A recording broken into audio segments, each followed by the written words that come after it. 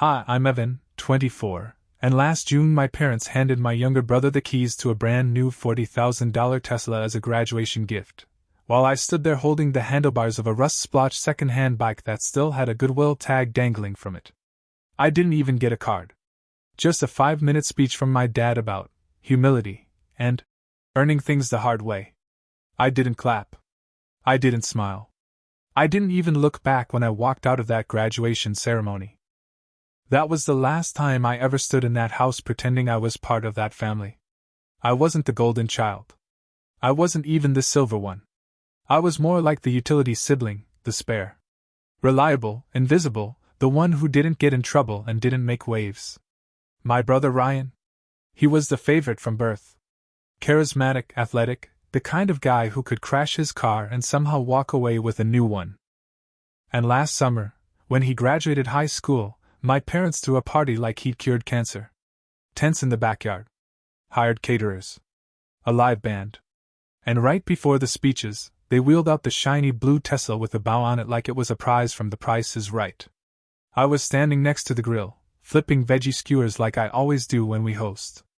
I hadn't even been told there was going to be a surprise gift. That's how little I factored into the equation. And then came the bike. Not even gift-wrapped. Just rolled out from the garage after the Tesla reveal, like some kind of afterthought. It had a white tag hanging from the handlebar. $1.90, as is. The price wasn't even removed. My mom handed it to me with a proud smile, like she was giving me a damn antique. "We thought this would be good for commuting to your job," she said loud enough for everyone to hear. "Which job?" "The one I worked full-time at while putting myself through community college?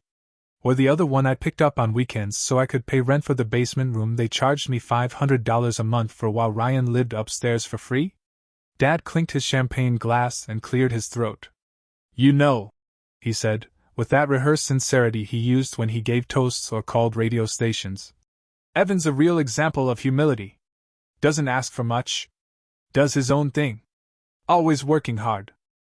And then he added, "Maybe not as flashy, but solid. Like that bike. Like that bike. It wasn't just a gift. It was how they used me as a metaphor. How they handed Ryan an electric car and handed me symbolism. That was the moment something cracked. Right there on the lawn in front of 30 relatives and neighbors, with balloons bobbing and Ryan revving the Tesla like he was already late for a yacht party. That was the moment I knew I wasn't their son. I was their cautionary tale. So I left. Walked away in the middle of dessert. Didn't say a word. Got on the damn bike and rode it 3 miles back to the duplex I shared with my coworker Jordan, legs burning, heart boiling. No one followed. 3 weeks later I was gone. I didn't leave a note. Just packed my bags, drained my savings, and bought a one-way bus ticket out of state. It was dramatic. It was petty. It was the most satisfying thing I've ever done. Because here's the thing they never tell you about being the invisible sibling: you notice everything. You notice who gets bailed out of parking tickets. Who gets new shoes. Just because. Who gets to crash mom's SUV and walk away laughing. And who gets handed $90 life lessons with rusted spokes and a flat tire. I didn't need a speech about humility. I needed parents who saw me. They tried calling. First it was texts. Then it was voicemails. Then it was guilt. "Don't throw away family over a car. We didn't think you'd be upset. You're being ungrateful." They said Ryan needed it for college commuting. Ryan, who still hadn't registered for classes and was currently on a beach somewhere, sending Snapchats from a jet ski. They never once asked where I was. Turns out when you vanish from your family, people get nervous. Especially when you're the one who usually fixes things. When the fridge breaks. When dad forgets how to update the printer. When mom needs her taxes filed. When Ryan crashes his third car. I was the fixer. Until I wasn't. And life got very inconvenient for them without me. Especially when something big broke. And it did. But not in the way any of us expected. 2 months after I disappeared, I got a voicemail from my Aunt Susan. She was always the outlier in the family. Divorced twice, owned a cat rescue, drove a Jeep with peace signs on it. She never sugarcoated anything. Her message was short, and said exactly what my parents wouldn't. "Evan, I don't blame you. But you should know, Ryan's in trouble. Bad trouble. Hospital kind. And your parents are cracking. Call if you want. Or don't. Just don't let them write the story without you. I didn't call. I didn't respond. But I did replay the message 5 times. Turns out hospital kind meant Ryan had crashed the Tesla into a divider at 70. No one else involved, but the car was totaled and he walked away with a broken wrist and a concussion. It made the local paper. Not because he was hurt, but because the Tesla had been part of a reckless driving investigation involving street racing. I saw the article online. There was a blurry picture of the wreck. And a quote from my dad. "It was just a young man's mistake. He's a good kid." That phrase rolled around in my head for days. He's a good kid. You know what I got when I missed a family dinner because of a double shift? You're disrespectful. You know what I got when I declined to co-sign a loan for Ryan's first car? You don't believe in your own brother. But Ryan crashes a $40,000 gift doing 70 in a race he chose to enter, and he's just a good kid. Must be nice. After the crash, the guilt campaign kicked into overdrive. They sent a group message to the whole extended family. Please pray for Ryan's recovery. We're thankful he's alive. Family is everything. That line again. Family is everything. When it's convenient. When they need help. When the golden child needs a new laptop. You know what they did in post? That insurance didn't cover the full replacement value. That they'd sunk almost $12,000 into repairs and storage fees before learning the car was a write-off. That they started dipping into my college savings fund, which still existed because I never used it. That's right. The same parents who charged me rent to live in their basement still held onto a $529 savings account under my name. One I'd never touched, because I didn't go to a university. I worked. Paid. Left. While Ryan floated. And now? They drained it. You might be asking, why did they even still have access to your college fund? Because I didn't know they hadn't transferred it. They were the account holders. I was just the named beneficiary. Turns out, being the responsible child doesn't mean they respect your boundaries. It just means you're less likely to question them while they empty your future into someone else's wreckage. The final straw wasn't the theft. It was the apology. One day, I got a letter. Not an email. Not a voicemail. An actual handwritten letter from my mother. Dear Evan, I hope this reaches you. We miss you terribly. What happened with the Tesla wasn't meant to hurt you. Ryan is going through so much, and we thought this would help him stay on track. You're older, and we believed you understood that life isn't always fair, and sometimes parents have to make hard choices. We regret not communicating better. Please come home for Thanksgiving. We'd love to have you back. Love, Mom. No mention of the bike. No mention of the stolen funds. No mention of how they never once asked me what I needed. Just an invitation to return. To pretend none of it happened. I wrote back. One line. I didn't even sign it. Hard choices come with hard consequences.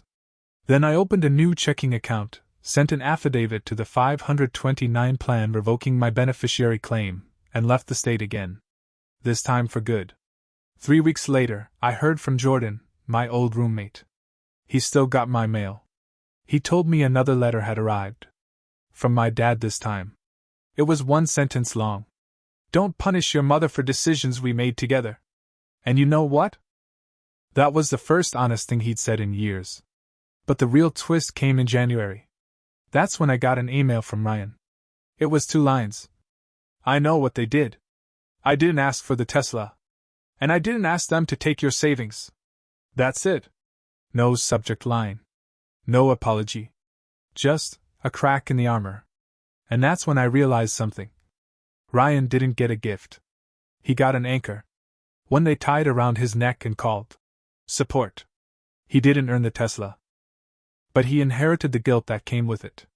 And when he crashed it, it wasn't just a car he wrecked. It was the illusion that their favoritism made him free. They raised us in 2 different houses under one roof. Mine had discipline. Work. Quiet. His had indulgence. Applause. And expectations he couldn't meet.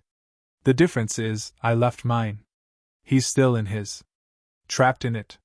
Driving in circles with no keys of his own. It was a Wednesday morning in February when everything changed. I was living in a different city by then, sharing a rental with 3 other guys I'd met through work. Cold linoleum kitchen, leaky shower head, and a view of a graffiti-tagged dumpster.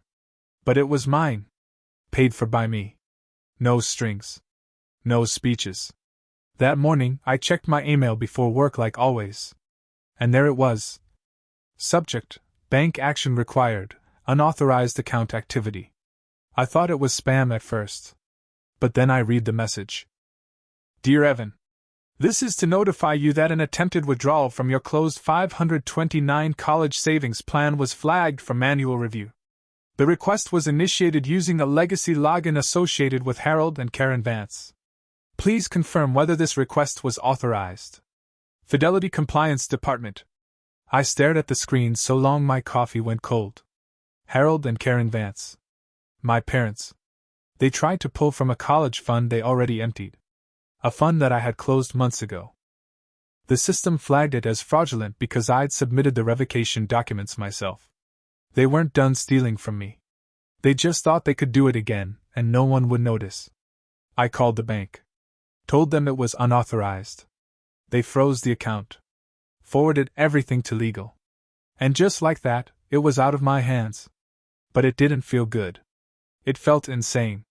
Like realizing the people who raised you are still treating your name like a permission slip. I didn't know what to do. I didn't know who to call. I didn't want to escalate it, but I also couldn't let it slide. So I called Ryan. I hadn't spoken to him in 8 months. He answered on the second ring. Evan? His voice was small. Quieter than I remembered. The last time we spoke, he was revving a Tesla in the driveway, waving at girls from his window. Now? He sounded like someone trying not to be overheard. I need to ask you something, I said. He sighed. I already know. Apparently they told him they were reinstating the fund. That it was time to invest in the family again. That they wanted to help. Now that he was applying for trade school. He asked if they'd asked me. They said yes. He asked for proof. They gave him a folder with old paperwork. Stuff I'd signed when I was 17. I almost laughed. They're using my 17-year-old signature to access a fund I revoked at 24. I said. I know. He whispered. I told them not to. I swear. Did you believe them? A pause. I wanted to, he said. But it felt off. They don't offer help without a catch. And then he said something I wasn't ready for. I can't live here anymore. I sat down on the curb outside my job, phone pressed to my ear, heart racing. He went on. It's suffocating. Every morning they tell me what to apply for, what to wear to the interview, what to say. Mom made a spreadsheet of who I can and can't date. Dad put my phone on the family plan again without asking. They still treat me like I'm 12. And when I push back? They cry. They say I'm ungrateful. They say you were worse. That one hit. They'd turned me into the cautionary tale. You know they drained your savings to cover my accident. He added. Yeah. I said. I know. You ever going to forgive me? That one sat heavy between us. I didn't answer. That night, I got another email. From my mom. We heard from Fidelity. It was a mistake. You didn't have to get them involved. We're trying, Evan. Ryan's struggling. He needs you. We need you. Don't turn your back on us again. No apology. Just that word again. Need. Not are you okay. Not we're sorry we tried to take your money again. Just need. Need like I'm a flashlight during a blackout. Need like I'm a wallet they forgot to empty. The next day, Ryan showed up at my door. He had a duffel bag. A bruise on his cheek. And eyes that looked more like mine than they ever had before. He didn't ask to come in. He just said, Do you have room? And for the first time in years I said, Yeah. No speeches. No conditions. Just the door opening. The next few weeks were weird. We tiptoed around each other. Shared takeout. Watched reruns. Took turns buying toilet paper. But we also started talking. And really talking. Turns out, Ryan didn't want the Tesla. He wanted to go to an auto tech program, not college. But they said he was too smart for that. Said it would embarrass them. They made a big deal of gifting him the car in public. But behind closed doors, they held it over his head. You can't flunk. We bought you a future. So when he wrecked it, he knew it wasn't just glass and steel he broke. It was their illusion. The guilt crushed him. They started monitoring his calls, reading his texts, tracking his location. That shiny car came with a leash. And when it snapped, they clamped down. And when I left, they made him pay double. Because I wasn't there to catch him anymore. One night, over pizza, he said it. I think they loved us backwards. I looked up. He swallowed hard. You worked hard, so they gave you nothing. I coasted, so they gave me everything. But they weren't gifts. They were bribes. Yours was silence. Mine was obedience. And then? They didn't raise us. They managed us. That was the moment. The moment I realized we were both victims of the same script. Different roles. Same stage. Ryan was the hero. I was the lesson. And neither of us got to choose the part. But now we could write something new. We didn't tell them he moved in. We didn't tell anyone. Ryan stayed off social media. I deleted the GPS app they used to track his location. We split rent, groceries, and the occasional late-night gas station burrito like equals. No curfews. No surveillance. No passive-aggressive breakfast speeches. It was the first time in either of our lives we existed outside their narrative. But the silence didn't last long. 10 days after Ryan moved in, I got a voicemail from my dad. You know, Evan. The thing about bridges is they burn both ways. I laughed out loud. Not because it was clever, but because it was the most on-brand thing he could have said. A threat disguised as philosophy. A lesson dressed up as concern. No mention of Ryan. No mention of the attempted fraud.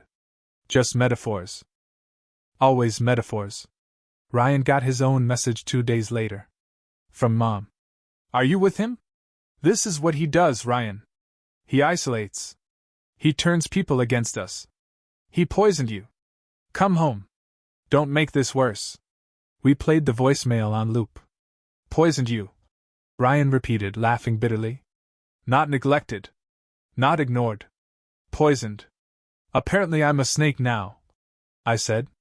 You always were, he said, nudging me. Just took a while to grow fangs. They kept escalating. Emails turned to letters. Letters turned to concerned visits, from church friends.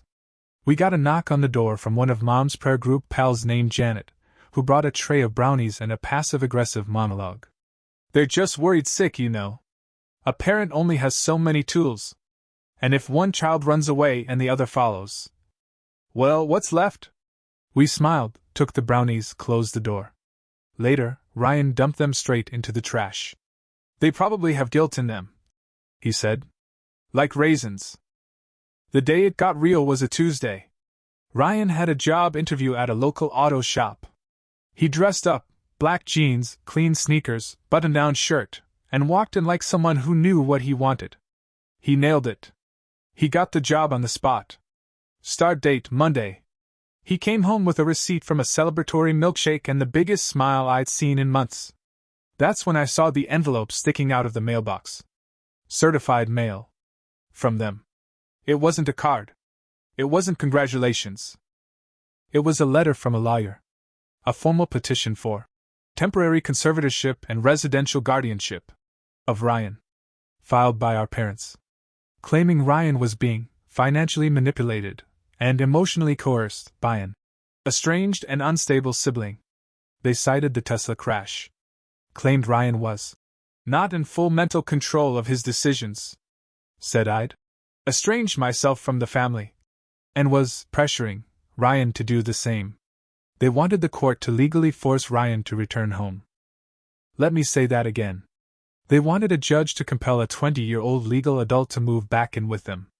Because he was living with me. Because I was unstable. Because I said no to a second-hand bike while they gave him a $40,000 Tesla. We sat on the floor in silence, the letter between us. Ryan read it 3 times. Then he stood up, walked to the kitchen, and came back with a lighter. I should burn it, he muttered. Just burn it, and tell them nothing. But he didn't. He folded it up. Neatly. Calmly. Then he said, let's go to court. The next 4 weeks were a blur of paperwork, consultations, and cold air. We hired a local family lawyer who read the letter, raised an eyebrow, and said, this isn't a conservatorship. This is a custody battle. For a grown adult. Ryan testified. I submitted bank records showing we split rent, utilities, and groceries. His employer vouched for him. Our landlord wrote a letter confirming he'd signed the lease voluntarily. Our lawyer submitted screenshots of the emails, texts, and voicemails. Including the one where my mom said I poisoned him. Including the one where my dad warned I'd burn the bridge. Including the bank email about the fraudulent withdrawal. It wasn't even close. The judge dismissed the case within 15 minutes of our first hearing. He looked directly at my parents and said, you're not trying to protect your son. You're trying to possess him. This is not guardianship. This is grief. And grief is not a legal justification for control. My mom cried. My dad looked like he'd swallowed a lemon dipped in pride. Either of them looked at me. But as Ryan and I walked out of that courtroom, he did. And he said something I'll never forget. I thought the Tesla was the worst crash I'd ever be in. Turns out, the family was. He paused, then added, but I survived both. And I'm never getting back in that car again. 6 months later, we didn't talk about the Tesla anymore. Not because we forgot, but because it didn't matter. Not really. Ryan was working full-time at the shop. Came home greasy, tired, proud. He bought his own used Camry in cash. Dented hood. Tape deck. No bow. I was promoted at work. We moved to a 2-bedroom apartment with a balcony and a door that no one knocked on unless we invited them. The silence wasn't lonely. It was earned. Our parents sent one more letter after the court ruling. A short one. No apologies. Just this. You chose each other over your family. That says everything. We didn't reply. Because they were wrong. We didn't choose each other over family. We chose each other as family. That says everything. Thanksgiving came. Our first one without them. Ryan cooked a turkey that came out dry as drywall, and I made mashed potatoes that tasted like wallpaper paste. We ate them anyway. We watched dumb holiday movies and fell asleep on the couch like normal, tired people, not hostages in someone else's narrative. Later, Ryan pulled out a shoebox. Inside was a set of old photos. One was of us, aged 10 and 14, riding rusted bikes in the driveway. Both smiling. Before the Tesla. Before the stories about who deserved what. Just 2 kids on second-hand wheels, going nowhere, together. I kept this one, Ryan said. It reminded me we weren't always a script. We weren't. And we weren't anymore. That night, before bed, I found a small package outside our door. No return address. Handwritten label. Inside was a single item. A bike bell. Silver, clean. Never used. No note. No explanation. I held it for a long time. Then I smiled. Because for once, it didn't feel like a message from the past. It felt like closure. Like a line drawn under everything that came before. Like the final sound at the end of a long, strange ride. Ding. We're good now. We're free.